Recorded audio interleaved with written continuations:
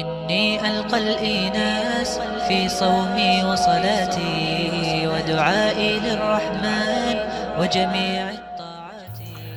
الحمد لله رب العالمين والصلاة والسلام على سيد الأنبياء والمرسلين وعلى آله وأصحابه أجمعين।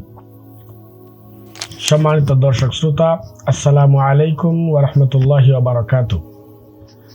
আমাদের আজকের আলোচ্য বিষয় যেভাবে ঈমান আনতে হয়। আমরা জানি মুসলমানের ঘরে জন্ম নিলেই মুসলিম হওয়া যায় না।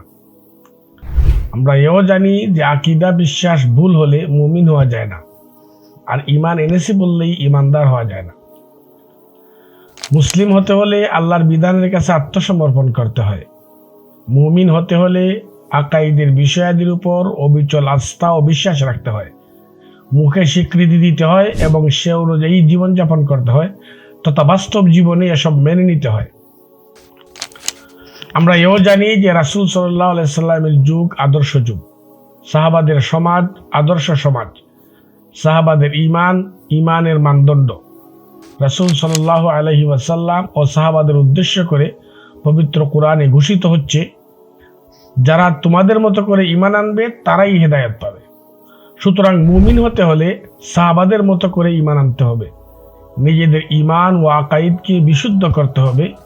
আর এই মহান লক্ষ্যেই আপনাদের সামনে উপস্থাপন করা হচ্ছে যেভাবে ঈমান আনতে হয়। অনেকেই ঈমান আনেন বা নিজেকে ঈমানদার বলে দাবি করেন, কিন্তু ঈমান আনার পদ্ধতি না জানার কারণে ভুল পদ্ধতিতে ঈমান আনেন, তাই তাদের ঈমান ও আমল গ্রহণযোগ্য হয় না। এজন্যই আমরা আপনাদের সামনে প্রায় 3 শতাধিক আয়াত ও সহিহ বিশুদ্ধ হাদিসের সমন্বয়ে উপস্থাপন করতে যাচ্ছি ঈমান আনার সঠিক পদ্ধতি।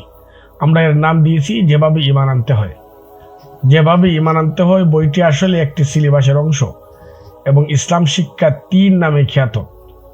ইসলাম শিক্ষার এই সিলেবাস 5টি বইয়ের সমন্বয়ে তৈরি।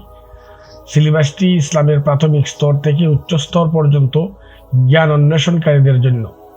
স্কুল কলেজ ও মাদ্রাসার ছাত্রছাত্রী, ইসলামী সংগঠনের নেতাকর্মী ও ইসলাম প্রিয় জনতা এর মাধ্যমে উপকৃত হবে বলেই আমাদের আশা ও বিশ্বাস। যেভাবে ঈমান আনতে হয় তথা ঈমান আনার পদ্ধতি জানতে হলে এই 9টি বিষয়ে অবগত হতে হবে। 1. আকাইদ এর গুরুত্ব, তাৎপর্য ও পরিচিতি। 2. ইসলামের গুরুত্ব, তাৎপর্য ও পরিচিতি। 3. ঈমান এর গুরুত্ব, তাৎপর্য ও পরিচিতি। 4. আল্লাহর উপর যেভাবে ঈমান আনতে হয়। 5. ফেরেশতাগণের উপর যেভাবে ঈমান আনতে হয়। 6. কিতাব সমূহের উপর যেভাবে ঈমান আনতে হয়। 7. রাসূলগণের উপর যেভাবে ঈমান আনতে হয়।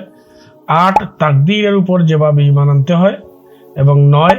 কিয়ামত, পুনরুত্থান ও আখিরাতের উপর যেভাবে ঈমান আনতে হয়।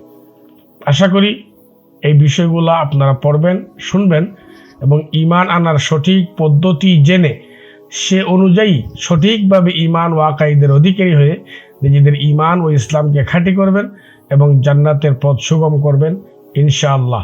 আল্লাহ আপনাদের আমাদের সবাইকে হেদায়েত করুক। আসসালামু আলাইকুম ওয়া রাহমাতুল্লাহি ওয়া বারাকাতুহু।